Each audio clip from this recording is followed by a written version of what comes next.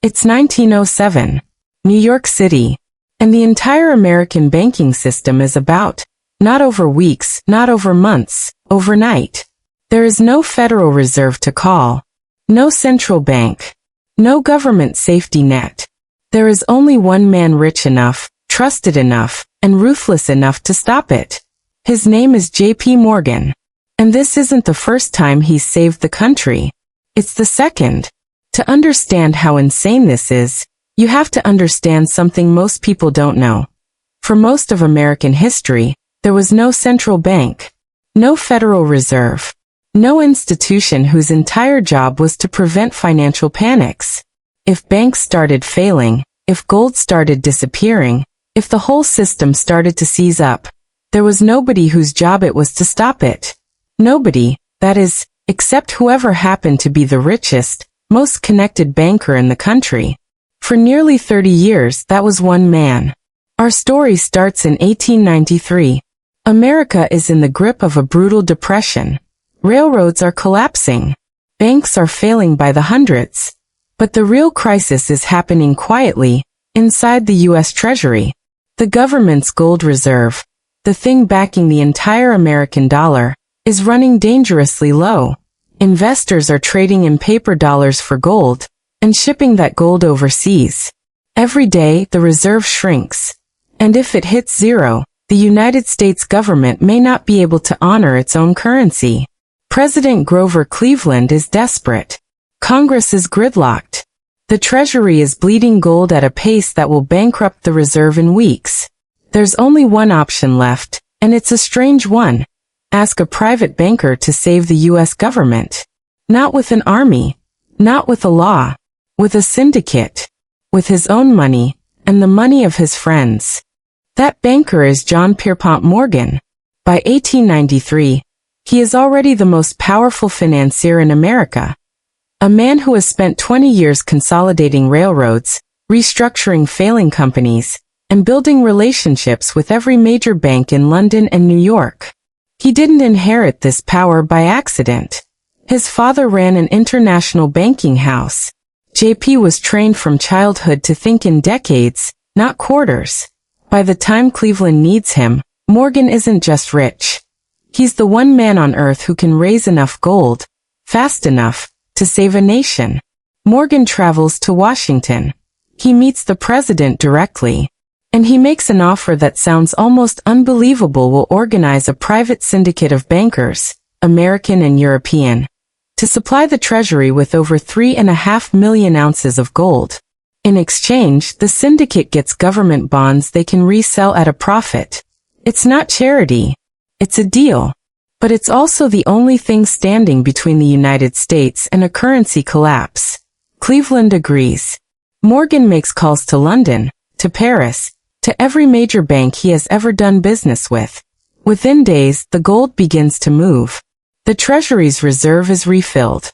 The panic of 1893 doesn't disappear overnight. The Depression grinds on for years, but the immediate collapse of the U.S. government's ability to pay its debts is averted. One private citizen has just done the job of a central bank that doesn't exist yet. 14 years later, in 1907, it happens again. And this time it's faster, and it's worse. It starts with a failed attempt to corner the copper market. That failure triggers a run on a trust company connected to the scheme. Depositors start lining up outside the Knickerbocker Trust, demanding their money. Within days, the panic spreads, not to one bank, but to dozens. New York's entire trust company system, worth hundreds of millions of dollars, is on the verge of total collapse. This time, J.P. Morgan is 70 years old. And he does something almost cinematic. He turns his own private library on 36th Street into a war room. He summons the presidents of every major New York bank and trust company. He puts them in separate rooms. He has his people go through their books, bank by bank, deciding in real time which institutions are actually solvent, and which are already dead.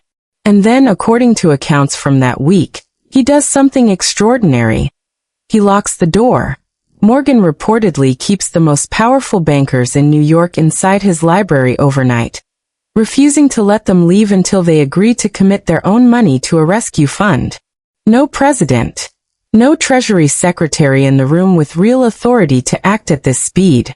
Just one 70-year-old man, deciding bank by bank, who lives and who dies. By the early hours of the morning, Morgan gets what he wants. The bankers pledge millions of dollars to shore up the weakest trust companies. Over the following days, Morgan personally organizes rescue funds for the city of New York itself, which is also on the brink of default. He even helps arrange a deal that lets U.S. Steel absorb a struggling company. A deal so significant it requires a personal call to President Theodore Roosevelt for antitrust clearance. In the middle of the crisis. By November, the panic breaks. The bank runs stop. The trust companies that were going to survive. The ones Morgan judged unsalvageable are allowed to fail. It's brutal, it's undemocratic, and it works. A single private citizen, using his own judgment and his own money, has just prevented what could have been the worst financial collapse in American history, for the second time. Here's the part that should unsettle you. This isn't a story about one hero. It's a story about a structural failure. The United States, the most powerful economy on earth, had built itself into a corner where its financial stability depended on the good judgment and good health of one aging banker. What happens next time, if Morgan says no? What happens when Morgan dies? That question terrifies Washington. In the years after 1907, Congress launches investigations into the concentration of financial power in men like Morgan. The findings are alarming.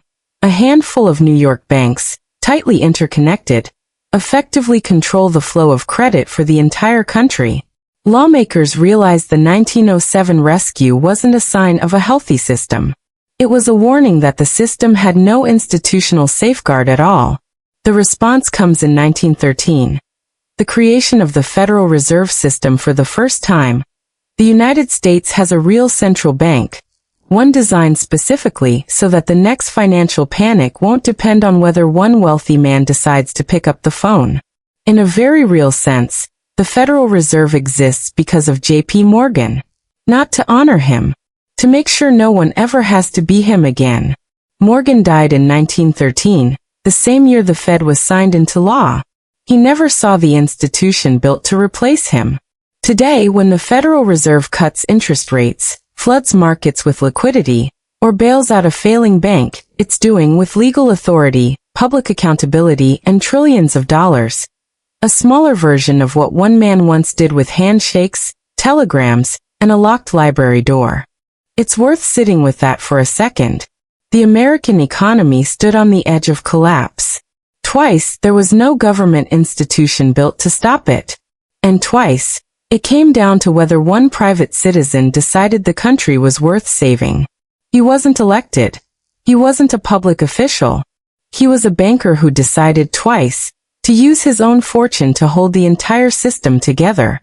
Whether you see J.P. Morgan as a hero, a monopolist, or something in between, one thing is undeniable.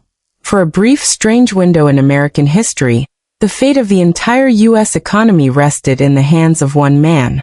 We built an entire institution just to make sure that never happens again. If you want more true stories from the history of money and power, subscribe. This is exactly the kind of history we cover.